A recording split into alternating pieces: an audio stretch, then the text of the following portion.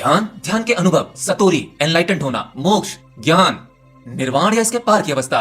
आज हम बात करेंगे कुछ इसी बारे में। आपको अध्यात्म के सभी मार्ग और इनके अनुभवों के लिए पहले आपको बेसिक समझना होगा, आपको ध्यान समझना होगा। अक्सर मैं आप लोगों से कहता हूँ कि ज्यादातर लोगों ने ध्यान के बारे में कुछ गलत धारणाएं बना रखी हैं। और अगर आप लोगों की मान्यताओं को मैं डायरेक्ट आपसे कहूंगा तो आपको बुरा लगेगा। आपके द्वारा बहुत जोर से पकड़ी हुई कोई चीज अगर मैं छीन के उसे फेंकूंगा तो ऑफ कोर्स आपको बुरा लगेगा, क्यों, है ना? बेसिकली आपका ईगो हर्ट होगा। इसीलिए कहते हैं गुरु बनाना तो आसान है परंतु उसे निभाना बहुत मुश्किल है। क्योंकि गुरु जब परीक्षा लेता है तो वह आपके अहंकार को चूर चूर करने का प्रयास करता है, जो सामान्यतः आपको तकलीफ देता है। तो आपकी जो गलतियां या मार्ग गुरु द्वारा बताया जाता है वो सब कुछ आप ध्यान में जाकर स्वयं जान सकते हैं। बेसिकली ध्यान की अवस्था और कुछ नहीं, आपके अवेयरनेस की अवस्था है, जागरूकता की अवस्था है। ध्यान से आप अपने विकारों को या आप अपने आप को देख सकते हैं, आप अपनी गलतियां स्वयं जान सकते हैं तथा मार्ग भी आपको वहीं से मिल जाता है। इसलिए मेरा मानना यह है कि जो जितना ज्यादा अहंकारी होता है उसको ध्यान भी उतना ही ज्यादा करना चाहिए ताकि वह अपनी गलतियों को स्वयं जान सके, इवन अपने अहंकार को भी जान सके।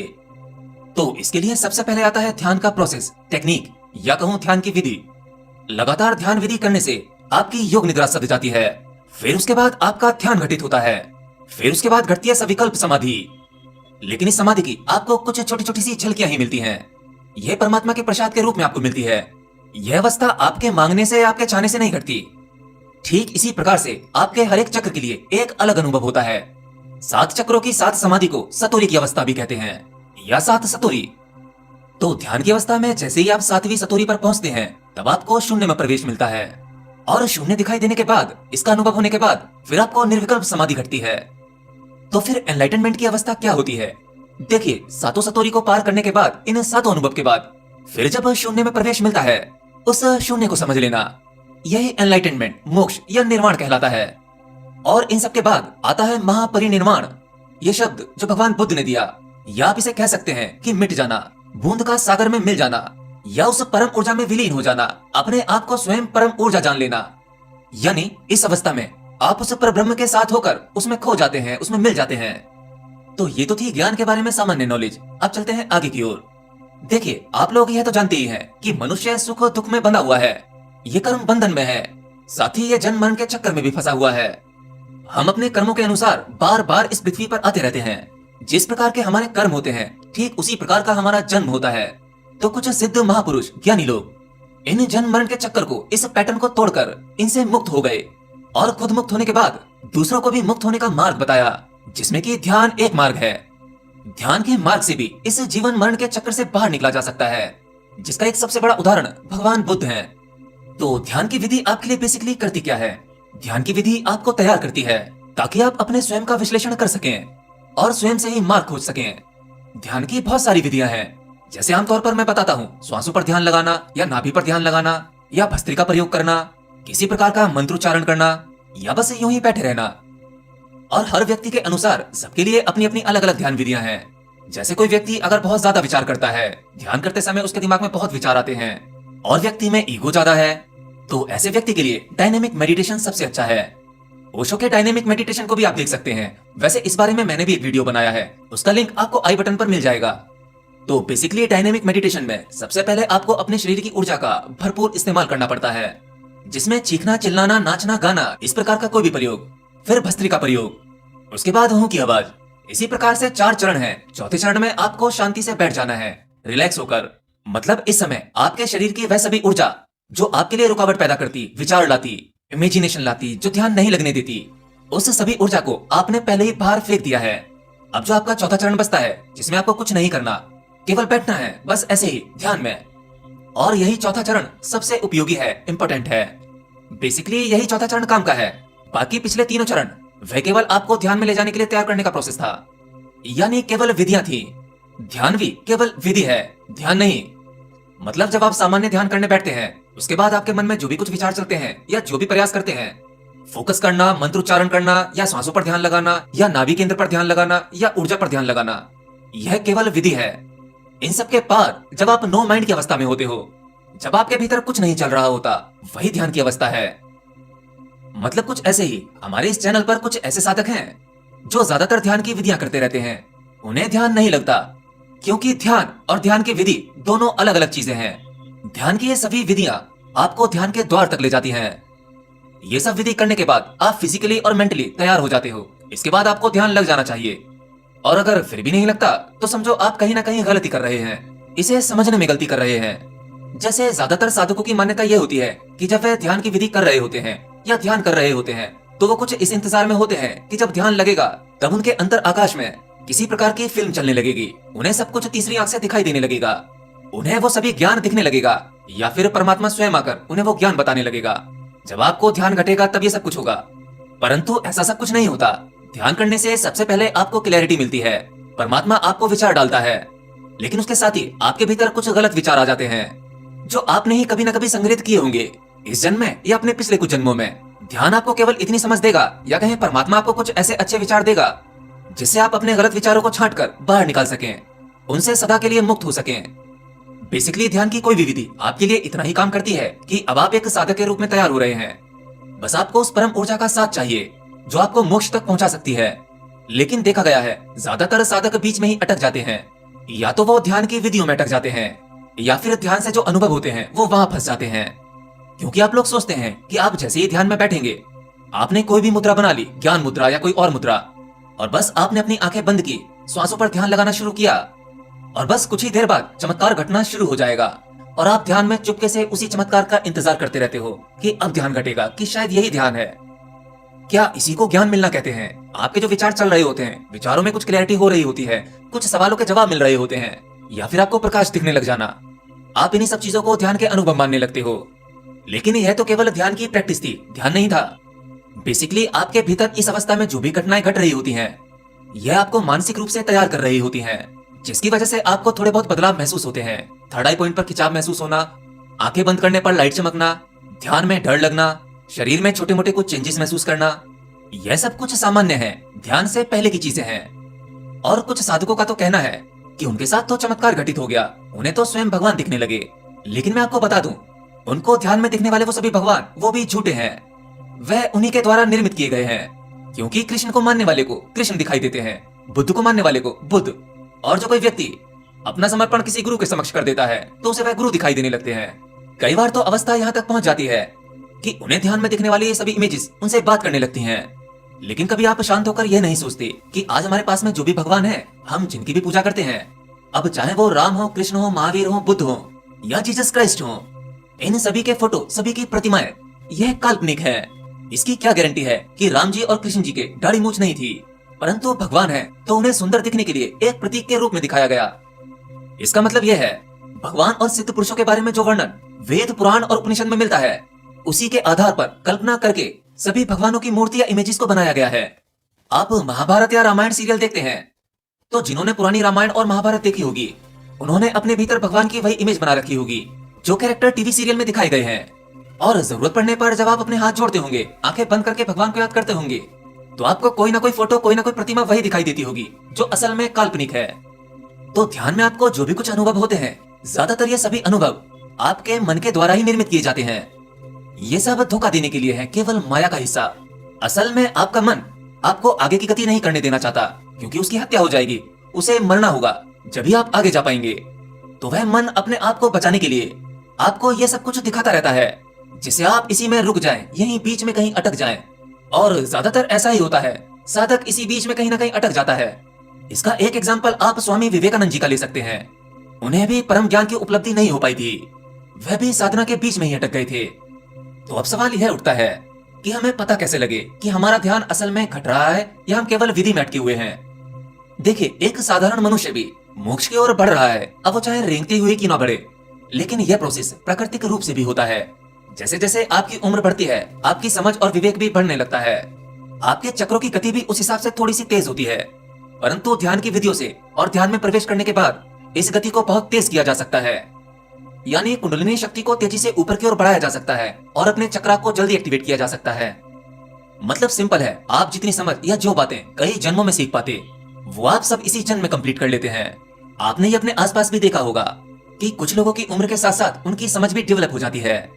और जब आपका ध्यान लगने लगता है तो आप देखते हो कि आपके मन में बहुत से विचार आ रहे हैं। आपको सिंपल सा ये करना है कि हर एक विचार को बस आते हुए देखना है और उन्हें समझना है, यानी आपके विचारों के जरिए जो भी इच्छा या जो भी भावना आपके भीतर उत्पन्न हो रही है, बस आप उसमें अपनी गहरी समझ लगानी है कि इससे होगा क्या, इनका क्या मतलब है, ये क्यों आ रहे हैं, भावनाएं क्यों उठ रही हैं। मतलब आपको ध्यान में जो भी कुछ हो रहा है उन सभी अनुभवों को समझकर उन्हें छोड़ते हुए आगे बढ़ते जाना है। किसी भी चीज को रुक कर पकड़ना नहीं है। तो जैसे जैसे आप अपने सभी ध्यान के अनुभवों को छोड़ते चले जाते हैं, अपने विचारों को एनालिसिस करके आगे बढ़ते रहते हैं, तो उसके बाद आपको योग निद्रा घटती है। योग निद्रा का केवल इतना अर्थ है कि आपका शरीर सोया हुआ है परंतु आप सब कुछ जान पा रहे होते हो, यानी आप सोते हुए भी कॉन्शियस रहते हो। साधारण नींद में जब आप सोते हो तब आपको पता नहीं होता कि बाहर क्या घट रहा है, परंतु योग निद्रा में आप सब कुछ देख पाते हो, सब जान पाते हो। और योग निद्रा के दौरान जब आप इसमें निपुण होने लगते हो, शरीर के सोते समय आप अपने स्वप्न को भी दूर से देख सकते हो। तब इसके बाद आप एस्ट्रल प्रोजेक्शन भी कर सकते हो, जिसमें आपका सूक्ष्म शरीर आपके शरीर से निकलकर दूसरे आयामों की यात्रा कर सकता है। लेकिन बहुत से लोग एस्ट्रल प्रोजेक्शन को ही, यानी सूक्ष्म शरीर और सूक्ष्म जगत को, इसी को ज्ञान समझने लगते हैं और इसी से संतुष्ट हो जाते हैं। परंतु यह आपकी समस्या का समाधान नहीं है, यह आपको मोक्ष तक नहीं ले जा सकता। आपको इसे भी छोड़ना होगा। आपको एस्ट्रल ट्रैवलिंग या एस्ट्रल प्रोजेक्शन के चक्कर में नहीं पड़ना है। आपको कुछ ऐसा करना है, जैसे मान लो आप सड़क पर अपनी कार से कहीं जा रहे हैं और आपको सड़क पर बहुत सारे लोग आते जाते दिख रहे हैं, परंतु आप सब कुछ देखते हुए उन्हें छोड़ते हुए आगे बढ़ते चले जाते हो अपनी मंजिल की ओर। आप बीच में किसी को देखकर वहीं रुक नहीं जाते। बेशक आप रास्ते में बहुत सारे दृश्य देखते हो, अच्छे बुरे हर प्रकार के, पर आप सब कुछ छोड़ते हुए अपनी मंजिल की ओर आगे बढ़ते रहते हो। इसी प्रकार से ध्यान के उन सभी अनुभवों में आपको अपना लक्ष्य नहीं छोड़ना है। आपका अंतिम लक्ष्य है उस परमात्मा से मिलन। और इन्हीं सब अनुभवों के बीच में आपको यह पता लगने लगता है कि आप इस शरीर से अलग हो, आप ये शरीर नहीं हो। क्योंकि अब आपको योग निद्रा सामान्य घटने लगेगी, शरीर सो जाएगा परंतु आप जागे रहेंगे। फिर आपके विचार भी आते जाते रहते हैं और आप विचारों के भी साक्षी होते हैं। और अगर आप किसी विचारों में नहीं अटकते, कोई विचार नहीं पकड़ते, तब आपको बीच में नो माइंड की स्टेज मिल जाती है। तो आपके भीतर विचार कैसे भी हो, कुछ भी हो, उसके बारे में सोचना नहीं है।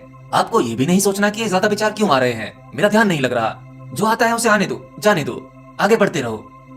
अगर आप कोई विरोध नहीं करोगे तब आप अपने आप को शांत पाओगे। और जैसे ही आपको नो माइंड की अवस्था मिलती है, जहाँ कोई विचार नहीं होता, अब आप विधि से आगे बढ़ जाते हैं। इसी को ध्यान कहते हैं। अब यहाँ पर आपको एक अवस्था मिलती है जब आपको लगता है कि अब कोई भी विचार नहीं आ रहे। याद रखना, आपको लगता है कोई भी विचार नहीं आ रहे, मतलब ये भी एक विचार है। हालांकि इस विचार से आपको बहुत अच्छा महसूस होता है, लेकिन यह विचार ही देख रहा होता है कि अब कोई विचार नहीं है, क्योंकि यहाँ पर भी विचार है। लेकिन ध्यान की यह स्थिति भी घट जाए तो बहुत अच्छी बात है, परंतु यहाँ भी रुकना नहीं है, आपको और आगे बढ़ना है। क्योंकि इस स्थिति में या कहूँ इस अनुभव में हर एक सामान्य व्यक्ति डेली जाता है। हाँ, ध्यान की गहरी अवस्था हर व्यक्ति को नींद में प्राप्त हो जाती है, लेकिन गहरी नींद में आप अनकॉन्शियस होते हो। गहरी नींद में आपके भीतर जो विचार होते हैं, आप उन्हें विचार नहीं जान पाते। नींद में आने वाले विचारों को सपना कहते हैं। और जब नींद में आपको सपने नहीं आते या कहूँ विचार नहीं होते, तो आपको वो मेमोरी याद नहीं होती। तो जब आपका ध्यान लगने लगता है, आपका शरीर नींद में होने के बाद भी आप कॉन्शियस होते हो, विचारों को देखकर विचारों से मुक्त हो जाते हो, तब आपको ये ध्यान लगने लगता है। इसके बाद ही असली खेल शुरू होता है, यानी इसके बाद आपके हर एक चक्र के लिए आपको समाधि लगती जाती है। अब इस प्रोसेस में आपको जैसे जैसे समाधि लगती जाती है, ध्यान गहरा होता जाता है। तब एक अवस्था ऐसी आती है जहाँ पर आपको ये भी नहीं पता होता कि कोई विचार चल रहा है या नहीं चल रहा है। ऐसे में आपको शून्य भी महसूस नहीं होता। इन सबको आप देखते रहते हो, तब आपके भीतर एक अलग प्रकार का एहसास होता है, और उस चीज को शब्दों में नहीं कहा जा सकता। उसे एक्सप्लेन करने का कोई उपाय, कोई तरीका नहीं है। वहां तो केवल एक एहसास होता है जैसे सब कुछ खत्म हो गया है, अब कुछ नहीं बचा, आपके लिए सब कुछ मिट जाता है। तब आपको यह भी एहसास नहीं होता कि मैं हूं। करीब करीब वह मृत्यु जैसा एहसास है, इसलिए यह थोड़ा सा डरावना भी होता है। तो कई बार किसी नए साधक के साथ यह पहली बार हो जाता है, तो हो सकता है वह साधक डर जाए। वह आश्चर्यचकित होकर देखेगा कि ये हुआ क्या। ना तो वह इसे ठीक से जान पाएगा और ना किसी से कह पाएगा। कई बार आप भी मुझसे पूछते हो कि हमें ध्यान में कभी कभी बहुत डर लगता है, ऐसा लगता है कि कहीं मैं मर ना जाऊं। असल में यह मृत्यु का डर है, जो मोक्ष तक पहुंचने से पहले आपको अवश्य होना चाहिए। इसको पार किए बिना आप वहां तक नहीं पहुंच सकते। तो इस डर से निपटना कैसे है? तब आपको इस प्रकार की कोई फीलिंग आए, आपको कुछ डर जैसा लगे, तो उसे भी लगने दो, आगे बढ़ो, चिंता मत करो, आप मरोगे नहीं। बस आपके भीतर एक जिज्ञासा होनी चाहिए कि इसके आगे चलकर देखें आगे क्या होता है। ऐसे ही सो ऑन गति करते रहें, आगे देखते रहें। अगर आप बीच में ही डरकर अपना ध्यान तोड़कर आंखें खोल देते हो, तब ये प्रोसेस बीच में ही रुक जाता है। तो इस प्रकार की डर की अवस्था में आपको आगे बढ़ जाना है उसे देखते हुए। इस चरण के बाद आप एक विशेष आयाम में पहुंच जाओगे और इस अवस्था को गहरी समाधि कहते हैं और इस एहसास को भी बताने का कोई उपाय नहीं है। अब बात करते हैं आगे। तो जब आप ध्यान की इस अवस्था को पार कर लेते हैं, इसी के बीच में आपको कुछ ऐसे अनुभव भी हो सकते हैं जिसमें आप अपने आप को एक विस्तार के रूप में देख पाते हैं, जहां पर आपका शरीर नहीं होता। एक्चुअल में होता तो आपका ये शरीर ही है। आप अपने शरीर को बहुत विस्तार, बहुत बड़ा होता हुआ देख पाते हैं।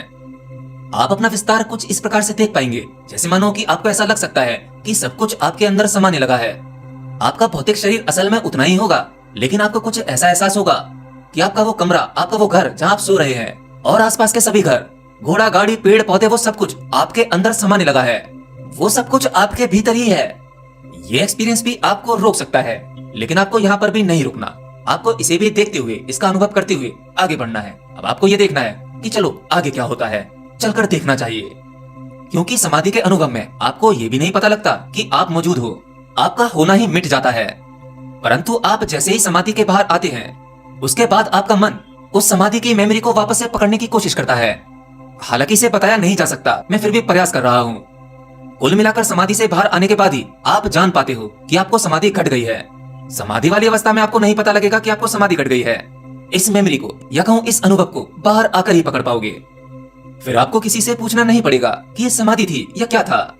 याद है मैंने आपको बताया था कि स्टार्टिंग में अगर ये अनुभव आपको घट जाए तो हो सकता है ये आपको डरा दे, क्योंकि ये लगभग मृत्यु जैसा अनुभव होता है।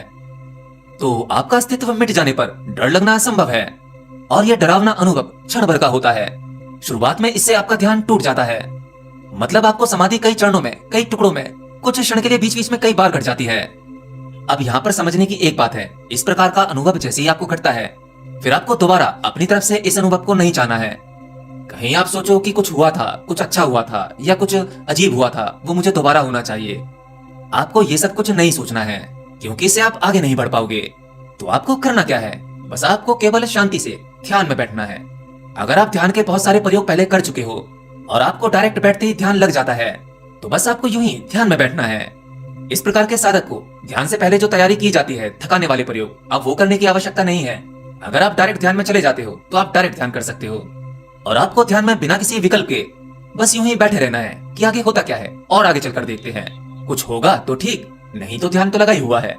यानी अहोभाव, साक्षी भाव, कोई विरोध नहीं, कोई मांग नहीं, कोई इच्छा नहीं।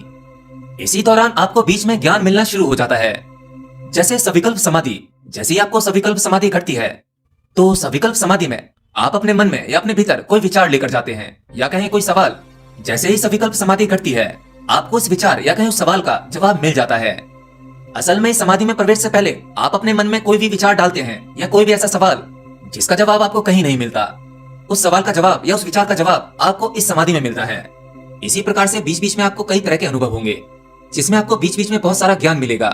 और जब आप रात में सोने जाते हो, सोने जाने से पहले अगर आप योग निद्रा का अभ्यास करते हो, मैंने कहा केवल अभ्यास, आपका वह अभ्यास भी आपके लिए ज्ञान के द्वार खोलता है। यानी आपको नींद में भी ज्ञान की प्राप्ति हो जाती है। याद रखना, मैं पूर्ण ज्ञान की प्राप्ति नहीं कह रहा। आपके कुछ आध्यात्मिक सवालों के जवाब मिल जाते हैं। और जो व्यक्ति सजग होकर, सहज होकर सोता है, सोते हुए चेतना को जगाए रखने का प्रयास करता है, यानी होश में नींद का प्रयोग करता है, ऐसे व्यक्ति का माइंड क्रिएटिव होने लगता है। बहुत से सक्सेसफुल लोग कहते हैं कि उन्हें जो आइडियाज आते हैं जो उनका जीवन बदल देते हैं, वह आइडिया उन्हें उसी अवस्था में मिलता है जो लगभग ध्यान की अवस्था होती है। किसी वैज्ञानिक से किसी चीज का आविष्कार हो जाता है, उस आविष्कार की उसके दिमाग में कैसे आई, कविताएं कैसे जन्म लेती हैं, ये सभी प्रकार का ज्ञान विचारों के जरिए आपके भीतर डालती है।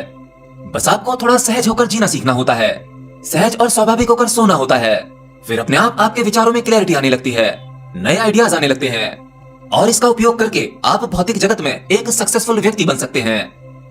ध्यान की अवस्था में या योग निद्रा की अवस्था में ज्ञान मिलने का प्रोसेस क्या होता है, ज्ञान मिलने के प्रोसेस में समय कितना लगता है और ज्ञान किन सोर्सेस से आता है। देखिए, ध्यान की अवस्था में जो आपको ज्ञान मिलता है या जो प्रश्न लेकर आप ध्यान में उतरते हैं, जैसे कि ये अस्तित्व कैसे बना, इसका अंत कैसे होगा, या शरीर क्या है, आत्मा क्या है, किसी भी प्रकार के सवाल में जब आपको ध्यान में इसका जवाब मिलेगा तो क्षण भर में मिल जाएगा। आप यूं समझ लें कि एक सेकंड में ही आपको बहुत सारे जवाब मिल सकते हैं, बहुत ज्यादा ज्ञान मिल सकता है जो आपको केवल 1-2 सेकंड में मिला होगा, परंतु जब आप उसे एक्सप्लेन करने चलेंगे तो आपको बहुत सारा समय लग सकता है। तो ज्ञान आपको एक क्षण में बिजली की तरह मिल जाता है। तो जो आपके भीतर ज्ञान आता है, या कहूँ आपके सवालों के सॉल्यूशन आते हैं, या यूं कहें कि इस प्रकार के विचार आते कहां से हैं? क्या ये परमात्मा के द्वारा भेजे जाते हैं? देखिए, हर प्रकार का ज्ञान परमात्मा या कहें परम ऊर्जा द्वारा नहीं भेजा जाता। इसमें बहुत सारे सिद्ध पुरुषों के विचार, या जो इस पृथ्वी पर आध्यात्मिक गुरु रहे हैं, शुरुआत में आपके भीतर ज्यादातर रिकॉर्ड वहीं से आते हैं, मतलब ज्यादातर मेमोरी वहीं से आती है।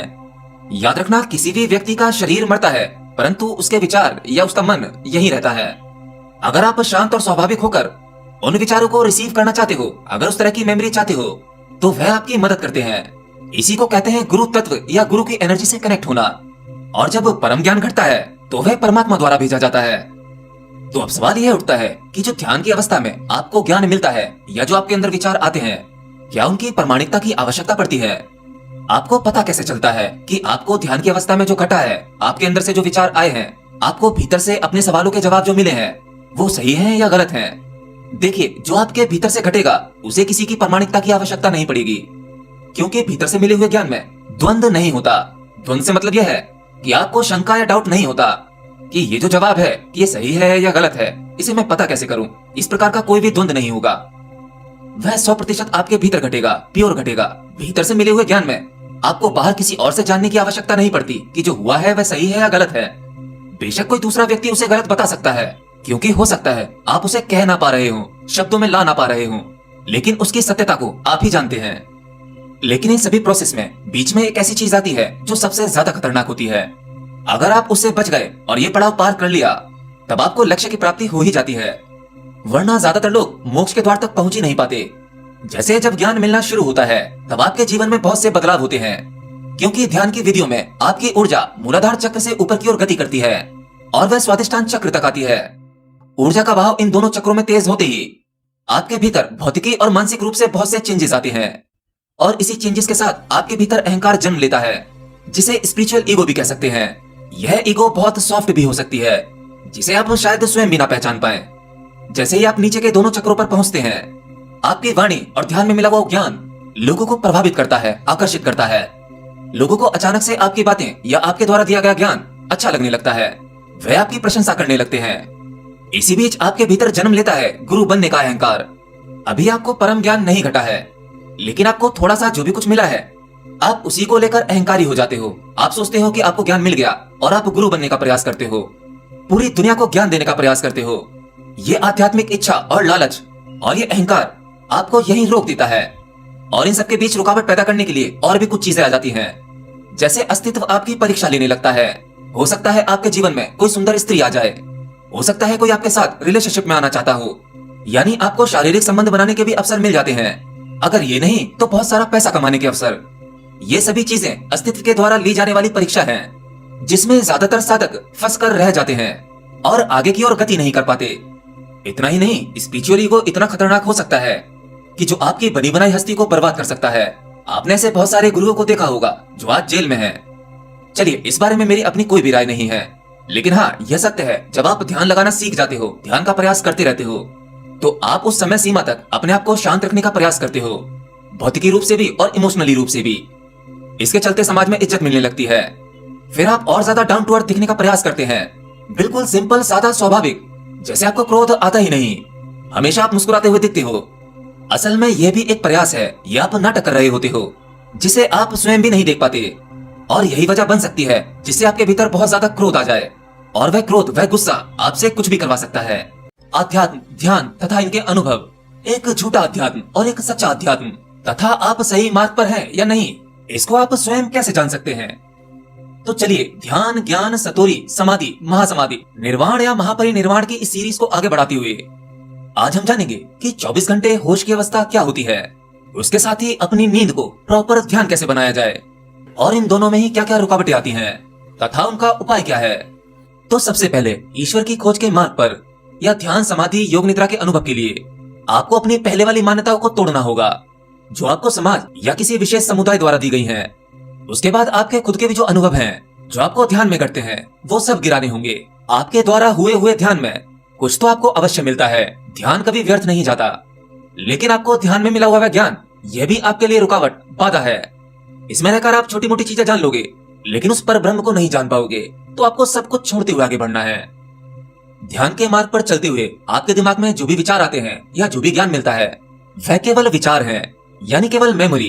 क्योंकि इस भौतिक जगत के बाहर एक जीवात्मा जगत है, या उसे आप समझने के लिए कह सकते हैं वह एक विचारों का जगत है। वहाँ सभी प्रकार की मेमोरी है। तो जो आपको ध्यान में या सपने में जो भी कुछ मिलता है वह विचार है। बहुत से विचार बहुत अच्छे हो सकते हैं जो आपका जीवन बदल सकते हैं, और किसी और का भी।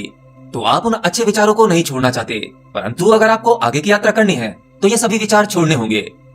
अरे भाई, मैं आपसे विचार छोड़ने को क्यों कहता हूँ? क्योंकि आपका एक विचार आपके लिए हजारों रुकावटें पैदा करता है। चलिए इसमें थोड़ा और गहरा उतर कर देखते हैं कि आपके भीतर आया हुआ एक छोटा सा विचार आपके साथ किस प्रकार से खेलता है। जैसे मान लो आपके दिमाग में एक विचार आता है, आपके पड़ोस में कोई व्यक्ति रहता है जिनके बच्चे पढ़ाई में बहुत अच्छे हैं या बहुत खराब हैं। तो पड़ोस के उन बच्चों के बारे में आपके दिमाग में एक ही विचार आता है। फिर आपके उस एक विचार में और अनेकों विचार जुड़ते चले जाते हैं, यानी एक कंपैरिजन शुरू हो जाता है। आप उन बच्चों को और अपने घर के बच्चों को कंपेयर करने लगते हैं। अगर पड़ोसी के बच्चे की परिस्थिति खराब है तब आपके मन में एक और विचार आएगा, आपको डराने वाला विचार। आप उस बच्चे की परिस्थिति देखकर अपने बच्चे की परिस्थिति देखेंगे और आपको उसके फ्यूचर को लेकर चिंता होगी। फिर आपके मन में एक विचार के बाद अगला विचार, फिर अगला विचार, इसी प्रकार से विचारों की चैन बनती चली जाएगी। और फिर विचारों की श्रृंखला के इसी बीच एक विचार ऐसा आएगा जो बाकी विचारों से शक्तिशाली होगा। मतलब वह विचार आपसे कर्म करवाएगा।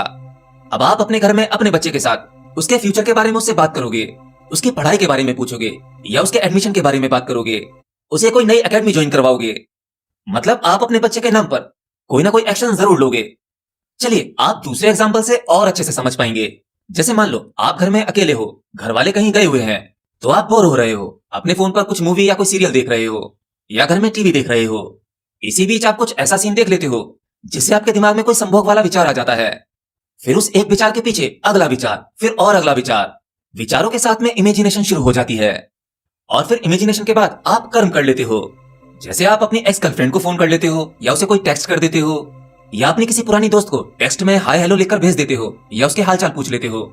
विचार अगर ज्यादा स्ट्रांग होता है तो आप डायरेक्ट किसी को फोन मिला देते हो, और अगर आप थोड़ी डरपोक प्रवृत्ति के हो तो एफबी पर या इंस्टा पर लड़कियों की प्रोफाइल चेक करते रहते हो, या फिर पॉर्न वीडियो देखकर हस्त मैथुन कर लेते हो।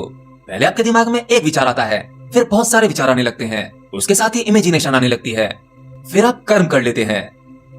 मतलब ये कि आप अपने विचारों के साथ एक हो जाते हो। आप अपने विचारों और मन को सहयोग देते हो, जो असल में आपका मन चाहता ही है। तो आपको यह चाहिए, आपके मन में जो भी एक विचार आता है उसके साथ में कोई दूसरे विचारों को नहीं जोड़ना है, और उसके साथ कोई कर्म भी नहीं करना है। आपको गहरे ध्यान में ले जाने के लिए ये आपके लिए मुख्य विधि का काम करेगी। यानी अगर आप ध्यान में बैठे हैं और आपको कोई विचार आता है, आप उसमें अपने विचार नहीं जोड़ते और उनके साथ में कोई कर्म नहीं करते, केवल विचारों को दूर से देखते हैं, तो इससे आपका होश सधने लगता है। और जब दिन में आपका होश सधने लगे तो रात को सोते समय आपकी योग निद्रा अपने आप ही सधने लगती है। अब ऐसे ही आप में से बहुत सारे लोग मुझे टेक्स्ट करते हैं, कमेंट में लिखते हैं कि सर अब मैं अपने विचारों को साफ साफ देख सकता हूँ, लेकिन असल में उनका मन उनको ही धोखा दे रहा होता है। कहीं ना कहीं वो विचारों के साथ में इन्वॉल्व हो जाते हैं। इसीलिए ध्यान में उनके एक विचार के साथ में अनेकों विचार जुड़ते चले जाते हैं। अगर आप अपने एक भी विचार में इंटरेस्ट लेंगे तो फिर मल्टीपल थॉट्स अपने आप ही आने लगेंगे। तो अब सवाल यह उठता है कि असल में विचारों को दूर से देखना क्या है। देखिए, विचार आने का मतलब ये नहीं कि आपके मन में कोई इमेज चल रही है या फोटो आ रहा है। अगर ऐसा हो रहा है तो आप उससे जुड़े हुए हो, आप अपने विचारों के साथ में एक हो। विचारों को दूर से देखने का केवल इतना ही अर्थ है कि आपके मन में विचार आ रहे हैं और आपको पता है कि मुझे विचार आ रहे हैं। मतलब खुद को पता होना कि विचार आ रहे हैं, और आप उन विचारों के साथ में जुड़ नहीं रहे हैं, आप उन विचारों के साथ में एक नहीं हैं। विचार कितना ही अच्छा क्यों ना हो, बुरा क्यों ना हो, आपके या आपके किसी अपने के बारे में, उसके फ्यूचर के बारे में क्यों ना हो, आपके भीतर विचार चलते समय आपको किसी भी प्रकार का भय या भविष्य की चिंता नहीं होनी चाहिए। केवल साक्षी भाव। विचार आता है, आने दो। आपने विचार देखा और बस इग्नोर कर दिया। याद रखना, आपका विचार ही आपको भटकाता है। या तो आपको एक्साइटेड करेगा या आपको चिंतित करेगा, परंतु आपको उसके झांसे में नहीं आना। Not interested at all. आगे बढ़ो। और मैंने आपको पहले भी कहा है, ध्यान की जितनी भी विधियां हैं जिसमें एक साधक को कुछ करने को कहा जाता है, जैसे मंत्रोच्चारण, सांसों पर ध्यान लगाना या किसी भी प्रकार की विधि, ध्यान की ये सभी विधियां केवल आपके मन को उलझाए रखने के लिए हैं, ताकि आपका मन एक तरफ बिजी रहे, मंत्र उच्चारण में बिजी रहे या किसी भी प्रकार की ध्यान विधि में। मन जब वहां व्यस्त रहेगा तो विचार नहीं आएंगे। और ध्यान की ये कोई भी विधि असल में ध्यान नहीं है। यह मैंने आपको पिछली वीडियो में ही बताया था कि ये केवल विधियां हैं। ध्यान होना बहुत अलग चीज है। तो जब आप अपने विचारों के साथ एक नहीं होते, उनमें दूसरे विचार नहीं जोड़ते और उनके साथ कोई भी कर्म नहीं करते, तब आपका होश सदने लगता है।